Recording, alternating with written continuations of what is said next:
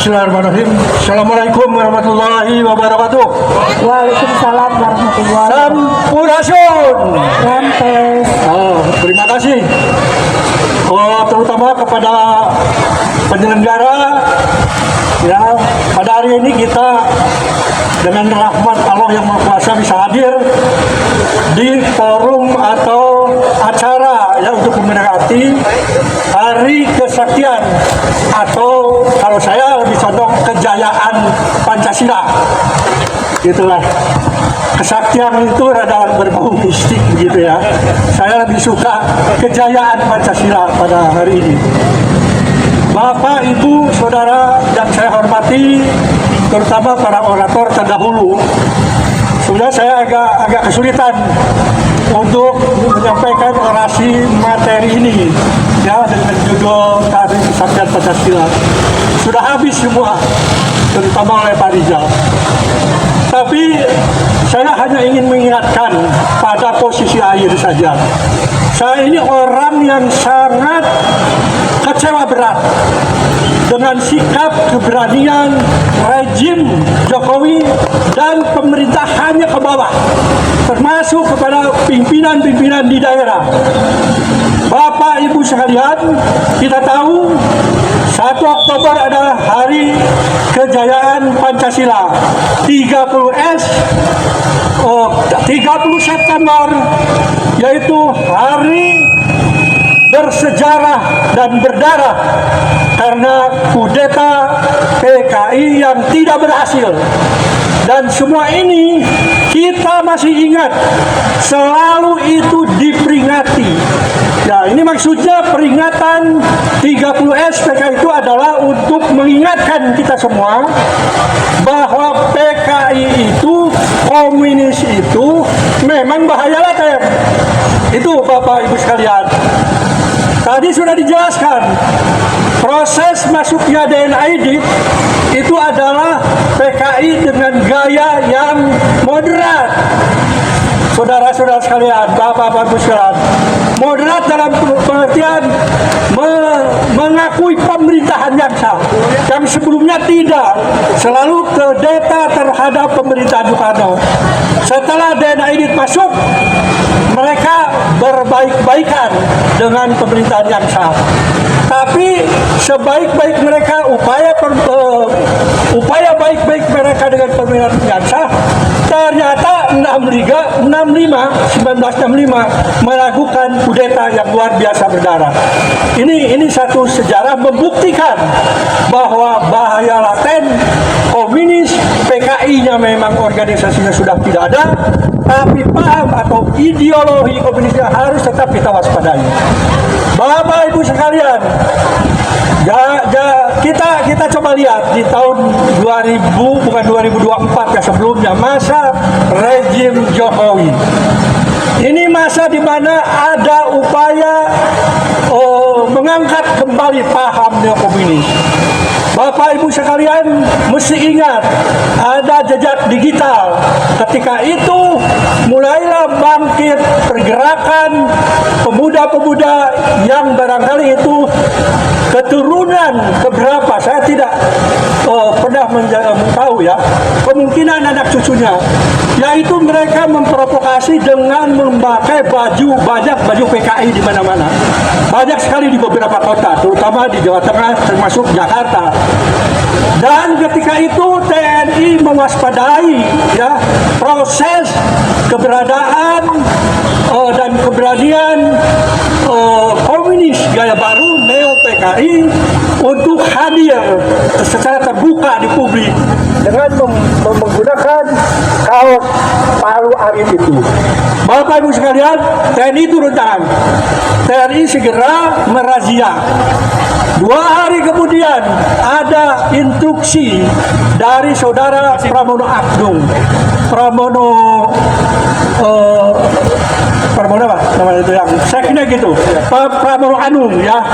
Pramono Anung mengingatkan kepada TNI agar tidak melanjutkan proses razia itu.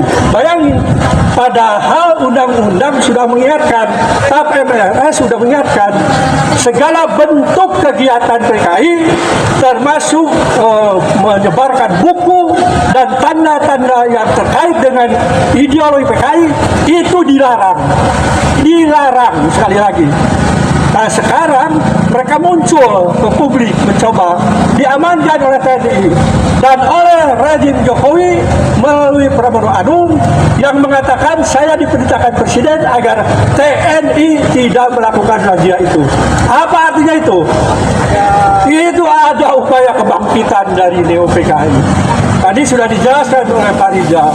Setelah itu banyak kasus-kasus mengenai Inpres, mengenai Perpres, ya yang tiba-tiba bisa ditafsirkan dengan jelas bahwa korban dari keganasan atau korban G30 SPKI itu adalah PKI sendiri.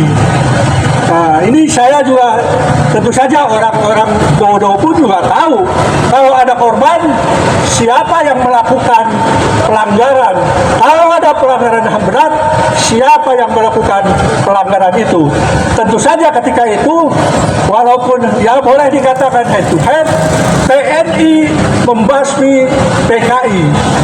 TNI bersama rakyat menghentikan gerakan G30 PKI. Jadi yang dianggap pelanggar HAM itu adalah TNI dan masyarakat atau rakyat, terutama para ulama ketika itu. Ada beberapa yang saudara harus ingatkan, atau saya mengingatkan kepada saudara-saudara sekalian. Rezim Jokowi juga telah berupaya sekali lagi melahirkan namanya haluan ideologi Pancasila.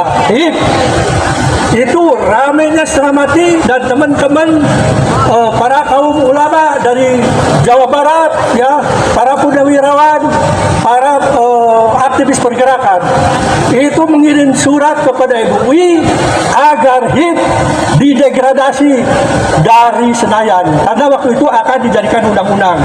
Kenapa kita bergerak seperti itu? Karena di dalamnya isinya akan melakukan sebuah upaya pelemahan Pancasila. Ya, Bapak Ibu sekalian sudah dijelaskan tadi. Pancasila tidak bisa dipecah-pecah. Namanya juga Pancasila. Tidak bisa menjadi Trisila. Ya, tidak bisa menjadi Ekasila. Ya, apalagi ya jadi Ekasila. Ekasila itu adalah ikonnya dari Partai Komunis. Ya, itu gotong royong. Ada upaya untuk menghilangkan nilai-nilai keagamaan. Mengapa? Dengan HIP, yaitu haluan ideologi Pancasila, agama akan diposisikan di bawah subkebudayaan. Itu ada draftnya, kita terima draftnya dari orang DPR. Dan ketika itulah kita berontak, kita semua MUI juga turun tangan dan tidak jadi. Jadi hal-hal seperti ini, saudara-saudari sekalian, harus diwaspadai, harus sekali lagi diwaspadai. Ya, saya tadi mengatakan saya sangat kecewa dengan rezim dan pemerintahan daerah seluruh Indonesia. Mengapa hari gerakan PKI 30 SPKI itu tidak diinstruksikan menaikkan bendera setengah tiang? Itu kan sebuah tanda dari dulu, dari saya sejak SMP kelas 3 terjadi G30 SPKI. Itu bendera setengah tiang selalu berkibar, menghormati para pahlawan yang dihabisi secara buas oleh Partai Komunis Indonesia. Lalu 1 Oktober hari ini, semua pemerintahan ketika itu dari pusat sampai ke bawah menginstruksikan agar masyarakat menaikkan tiang full 1 tiang. Itu adalah untuk menunjukkan penghormatan keberhasilan atas keberhasilan jasa-jasa siapa saja mereka, baik dari militer, baik dari masyarakat, para kiai, para agamawan yang bisa dan berhasil menumpas gerakan G30 SPKI. Hari ini, saudara-saudara, coba lihat, paling ada di pemerintahan yang besar, masa provinsi, kami lihat itu ada bendera. Tapi di beberapa kantor, apalagi di beberapa rumah, cuek saja seperti tidak ada apa-apa. Kemarin juga sama, cuek aja seperti tidak ada gerombolan yang pernah akan mengkudeta bangsa ini. Inilah yang saya ingin ingatkan kepada generasi muda terutama, jangan terlena dengan gerakan Neo PKI. Karena ini akan bergerak di segala lini dengan segala macam cara. Demikian Bapak Ibu sekalian, saya hanya melengkapi dari orator sebelumnya. Assalamualaikum warahmatullahi wabarakatuh. Ada yang harus saya baca tapi saya